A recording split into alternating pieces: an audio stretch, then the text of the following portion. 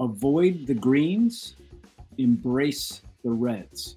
What does that mean? It means that when you see key performance indicators and they're green, there's a natural tendency for the individuals that contributed to the success of getting it to green to want to tell you about it and frankly get a bit of a pat on the back for achieving green. And there are opportunities to do that, but the primary focus has to be ignoring the greens and going right to the reds, because the reds require some action, requires a decision, requires more resource, requires more automation, requires something.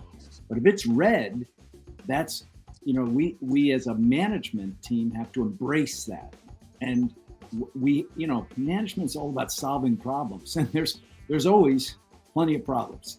But the reds are what we should pay attention to, and figuring out how to move them to greens.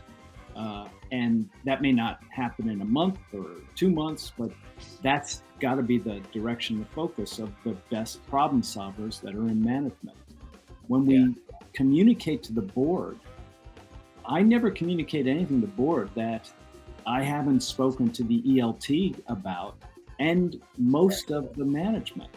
And so all I do, the only difference is the boards, I really don't provide a lot of information.